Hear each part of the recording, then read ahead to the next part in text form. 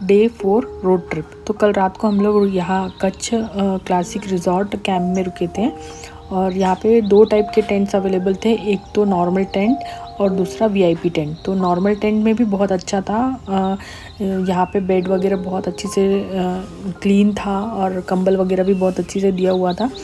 ये एक्चुअली जो वीडियो है वो मैंने मॉर्निंग में लिया था और आप इमेजिन कर सकते हैं कि कच्छ में गर्म पानी सुबह अगर आ रहा है टेंट में तो कितनी बड़ी बात है। और लिटरली मैंने इमेजिन भी नहीं किया था कि वहाँ का पानी भी इतना बढ़िया गर्म आएगा सुबह। और अच्छा अरेंजमेंट किया था टेंट का और वीआईपी टेंट भी बहुत अच्छे थे और यहाँ पे डेकोरेशन वगैरह भी बहुत सही था। ये जो व्यू है वो सुबह सुबह का है। अराउंड 6 बजे हम लोग रेडी हो गए थे और हम लोग अपना बैग पैक कर लिया था और निकल गए थे। ये जिस टेंट में हम लोग रुके थे वो उसका प्राइस अराउंड 8,000 से 9,000 के बीच में ऑनलाइन दिखा रहा था, बट हम लोग वहाँ जाके बार्गेनिंग करी तो हमको ये टेंट जो था वो 3,000 के अराउंड मिल गया था। और फिर हम लोग निकल गए। ये बस स्टैंड है। आपको वाइट डेजर्ट जाने के लिए परमिट लेना पड़ता है गाड़ी का, जो आपको साइट से मिल जाएगा runpermit.gujarat.gov.in। ये लिंक मैं आपको मेरे डिस्क्रिप्शन बॉक्स में अटैच कर दूँगी। तो यहाँ पे ऐसा रहता है कि आपको अपनी गाड़ी वो बस स्टैंड के वहाँ रखना पड़ता है एंड देन वहाँ से आपको बस लेनी पड़ती है यहाँ अंदर 5 से 6 किलोमीटर अंदर और जाने के लिए, जहाँ पे वाइट डेजर्ट है। तो क्योंकि हम लोग सुबह जल्दी पहुँच गए थे और वहाँ पे कोई भी रश नहीं था तो हमारी गाड़ी को अंदर जाने दिया। नहीं तो जनरली आपको अपनी गाड़ी वहाँ पे लेके जाने नहीं मिलती है, बस से ही जाना पड़ता है।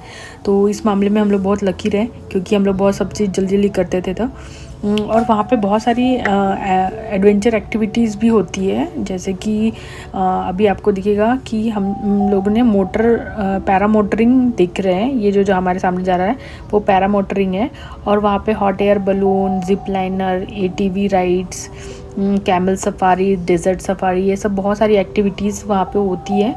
बट हम लोगों का एक ड्रॉबैक ये हुआ कि हम लोग बहुत अर्ली मॉर्निंग पहुँच गए थे तो हमको इतने सारे चीज़ नहीं करने मिला, लेकिन कुछ हमने किया, जैसे कि कैमल राइड किया हमने, पैरामोटरिंग किया, देखा, लेकिन हम लोगों को हिम्मत नहीं हुई क्योंकि आई डोंट नो कि कितना सेफ़ है अपने यहाँ पे। बट ये सारी एक्टिविटीज़ आपको वहाँ करने मिल जाएगी। और आप देख सकते हैं कि कितना सुंदर रोड क्लीन और डेकोरेट किया हुआ है वाइट डेजर्ट जाने के लिए। और बहुत ही अच्छा था। मतलब ये मॉर्निंग में जो व्यू था ना वो बहुत ही अमेजिंग था कि इतना आसमान क्लीन। ये सुबह के 7 बज रहे। सनराइजिंग टाइमिंग यहाँ पे दिखा रहा था कि 7:30 के आसपास होता है, तो हम लोग उसके पहले ही पहुँच गए थे। और बहुत सारी, मतलब हम लोगों को लग रहा था कि बहुत ज़्यादा भीड़ नहीं होगी, बट जैसे ही हम लोग वहाँ पे पहुँचे तो आप इमेजिन नहीं करेंगे कि इतनी सारी गाड़ियाँ ऑलरेडी लगी हुई है। आपको थोड़ी देर में पता चल जाएगा, मैं वो भी रिकॉर्ड किया है।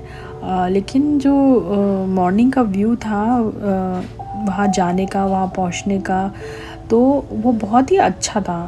एंड अभी देख सकते हैं कि कहाँ कितनी सारी गाड़ियाँ आ चुकी है। और हमारे आने के बाद, मतलब कि हम लोग जब अंदर पहुंच गए उसके बाद जब हमारा हो भी गया उसके बाद भी बहुत सारी गाड़ियां आ ही रही थी एंड कंटिन्यू भीड़ हो ही रही थी। तो यहाँ पे हमने कहीं तो भी अपनी गाड़ी पार्क कर ली थी, जगह मिल गई और हमने गाड़ी पार्क कर ली और फिर हम लोग अंदर चले गए वाइट डेजर्ट में। वाइट डेजर्ट तो स्टार्टिंग में ऐसा लगा कि क्या है ये, कैसा वाइट है। एक्चुअली ये वाइट डेजर्ट जो समुंदर का पानी सूख जाता है तो ये कन्वर्ट हो जाता है वाइट डेजर्ट में। जो वाइट है वो कुछ नहीं, नमक ही है, बट उसको देखने के लिए बहुत ही इंटरेस्टिंग लग रहा था कि इमेजिन करिए कि एक नमक का पानी सूख रहा है तो कैसा हो रहा है। एक्चुअली यहाँ पे लोग चलते इसलिए यहाँ पे वाइट नहीं दिख रहा है, मिट्टी दिख रही है। बट आप जैसे ही धीरे धीरे अंदर जाएंगे तो आपको दिखेगा कि पूरा जो लैंड है वो पूरा वाइट हो गया है। एंड यहाँ पे एक और प्रॉब्लम ये भी है कि जो पानी है वो सूखता नहीं, तो वहाँ पे कीचड़ हो चुका होता है। तो मेरा एडवाइस आपको है कि अगर आप जा रहे हैं तो आराम से धीरे धीरे चलो ताकि आपका पैर से स्लिप ना हो। तो ये मैंने ट्राई किया था कि सनराइज़ कैप्चर करूँ, तो सनराइज़ कैप्चर हुआ एंड हम लोगों की कुछ फ़ोटोज़ लिए। ये पैरा मोटरिंग का एक एडवेंचर स्पोर्ट्स वो दिखा हमें, तो मैंने अपने कैप्चर किया है और बहुत अच्छा था। दिखने में तो अच्छा ही लग रहा था। ये जो आपको स्क्रीन पे दिख रहा है वो है पानी, जो समुद्र का पानी है वो वहाँ पे था और वो सूखने के इसमें था। तो यहाँ पे मतलब आप देख सकते हैं कि कैसा दिख रहा था कि वाइट साइड में लाइन आ गई थी नमक की। अच्छा था ये ओवरऑल।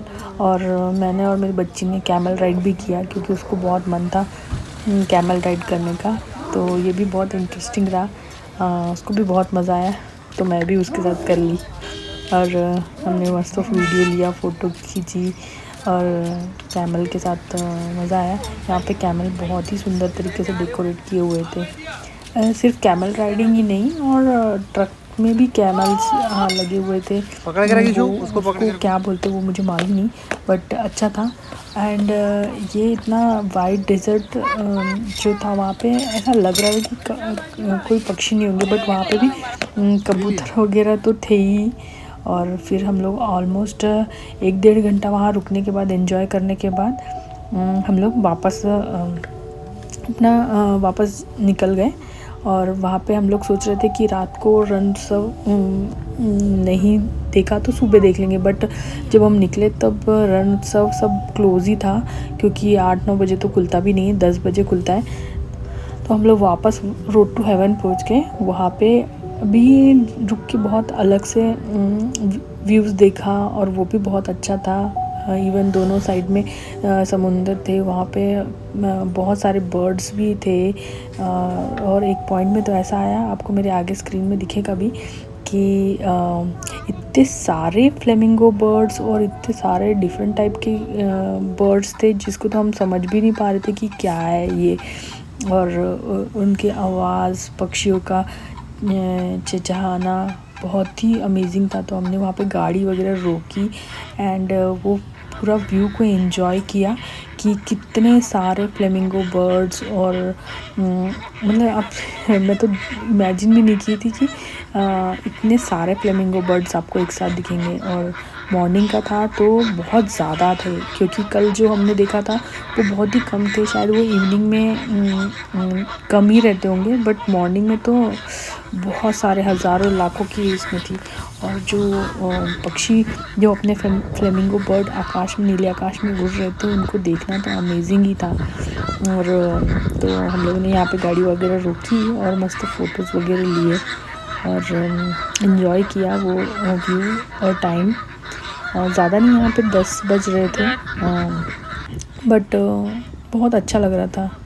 वहाँ पे ऐसा लग रहा था थोड़ी देर शांति से खड़े होके नज़ारा देखे, क्योंकि पुणे में तो इतनी सारी बड़ी बड़ी बिल्डिंग्स में तो कुछ पक्षियों की आवाज़ नहीं आती है, कुछ नहीं आता और व्यू भी देखने नहीं मिलता। आँखों को इतनी तसल्ली हो रही थी देखने के लिए कि मज़ा आ रहा था। ये देखो फ्लेमिंगो बर्ड, इनको मैंने कैप्चर किया, कैसे पिंक कलर के उसके पैर, पंख हैं और उड़ता है तो अलग ही व्यू, अलग ही फील होता है और बहुत अच्छा लग रहा था। तो हम लोगों ने तो बहुत देर, आधा घंटा वगैरह वहाँ पे एंजॉय किया कि फ्लेमिंगो बर्ड्स कैसे है। एंड देन फिर हमने स्टार्ट किया अपनी जर्नी। और जब हम लोग वापस भी जा रहे थे तो इतने सारे बर्ड्स एक साथ जा रहे थे, इतना डिफरेंट टाइप के शेप्स बना रहे थे कि आसमान में ऐसा देखने के लिए भी बहुत अच्छा लग रहा था। कभी शेर बन रहा था, कभी एरो बन रहे थे। तो अब ये सब चीज़ें तो अपना यहाँ पे देखने नहीं मिलता। एंड ये देखो, ये कितना मस्त ऐसा लग रहा है कि एलिगेटर का मुंह बना है, बट बहुत अच्छा व्यू था और बहुत ही अमेजिंग था। मेरी बच्ची ने तो बहुत एंजॉय किया, उसने तो फ़ोटो भी लिया एंड इतने सारे फ्लेमिंगो को देख के मज़ा ही आ गया। एंड उसके बाद हम और जो रोड टू हेवन जैसा ही है, मतलब वैसा तो नहीं है सेम, बट उसी काइंड ऑफ रोड हम लोगों को मतलब कि और 60-70 किलोमीटर था। और वहाँ पे मैंने अपने कार के साथ फ़ोटो लिया, जो बहुत ही मेरे को प्राउड फील हो रहा था कि हमारी कार ने इतना अच्छा साथ दिया हमारा। एंड फिर हम लोग वहाँ से बुर्ज से निकल पड़े अपना पाटन के लिए। तो बुर्ज टू पाटन का जो अप्रॉक्सीमेट डिस्टेंस है वो 150 टू 170 किलोमीटर है। और अगर आप मैं बोलूँ कि ढोरडो से पाटन जाने का डिस्टेंस 230 टू 250 किलोमीटर है। ऑलमोस्ट 3 से 4 या फिर आप 4 से 5 मतलब 4 से 5 घंटा आप मिनिमम पकड़ लो पाटन पहुंचने के लिए। तो हमने पाटन जाना था क्योंकि हमको वहाँ पे भी और 2-3 चीज़ें विज़िट करनी है, देखना था। तो ये हम लोग अपनी गाड़ी से निकल पड़े पाटन के लिए। वहाँ पे भी व्यूज़ एंजॉय करते हुए गए और बहुत ही अलग ही फ़ील हो रहा था बुर्ज से जो व्यू था। हाँ, और एक और मैं बता दूँ कि बुर्ज में ऐसी बहुत सारी प्लेसेस हैं जहाँ आपको विज़िट करना चाहिए। जैसे वहाँ पे आप पाकिस्तान और इंडिया की बॉर्डर भी आप देख सकते हैं, वो भी एक पॉइंट आप नोट कर सकते हैं। और अगर आपको देखना है तो वो आपको हिल पे जाके वो भी दिख सकता है। एंड बुर्ज बीच भी है, वो भी बुर्ज पे एक बीच है, वो भी आप देख सकते हैं। तो आप अगर जा रहे हैं बुर्ज के आसपास और रन ऑफ कच्छ तो 1 डे का पूरा ट्रिप भी बना सकते हैं और एंजॉय कर सकते हैं। बट हम लोग ने ऑलरेडी बहुत सारे बीचेस देखे, तो हमारा कोई इतना इंटरेस्ट नहीं था बीच जाने का, तो इसलिए हमने वो नहीं किया। बट जो ये रोड है, बुर्ज का जो रोड था वो अमेजिंग था, क्योंकि रोड टू हेवन तो अलग 30 किलोमीटर था ही, बट जो बुर्ज में ये जो रोड है वो भी ऑलमोस्ट 40-50 किलोमीटर तक के था। तो यहाँ पे भी हमको बहुत सारे फ्लेमिंगो देखने मिले ही, और रोड का व्यू भी बहुत सुंदर था क्योंकि ज़्यादा रश नहीं था वहाँ पे। तो मज़ा आ रहा था वहाँ पे ड्राइव करने में। और यहाँ पे तो लास्ट टाइम जैसे कल रात जैसे ट्रक का सामना करना पड़ रहा था, वैसा कुछ नहीं था। अकेली सिंगल गाड़ी चल रही थी, नो हैवी ट्रक, तो आराम से एंजॉय करते हुए हम लोग जा रहे थे और मज़ा आ रहा था। कब टाइम निकल गया पता ही नहीं चला और हम लोग पहुँच गए पाटन। और पाटन में जो रानी की वाव थी वो अल्टीमेट थी, मतलब रानी का कुआं जो एक स्टेप वेल की तरह है, 7 स्टेप्स है। ये इंडिया का हेरिटेज है। आप मेरी स्क्रीन पे देख ही रहे होंगे कि 100 रुपीज़ के नोट में भी यही रानी का वाव का फ़ोटो बना हुआ है और बहुत ही सुंदर है। इसके पीछे भी बहुत अलग अलग कहानियाँ हैं कि ये कुआं क्यों बना, कैसे बना, और वहाँ पे पानी का कमी थी इसलिए भी बना। और मतलब लोग अलग अलग स्टोरियाँ बताएंगे आपको वहाँ जाएंगे तो कि ये क्यों बना। और कुछ बोलते हैं कि रानी के जो हस्बैंड थे वो उनकी याद पे ये कुआं बनाया गया, लेकिन अभी एग्जैक्ट तो पता नहीं। बट ये 7 स्टेप्स है, मतलब इन शॉर्ट 7 मंजिली का कुआं है, समझ जाओ। और ये बैक साइड से कुछ इस तरीके से दिखता है। और ये जो पिलर्स दिख रहे हैं वहाँ पे वो कुआं है और वहाँ पे पानी भी इकट्ठा होता है, इवन अभी भी होता है।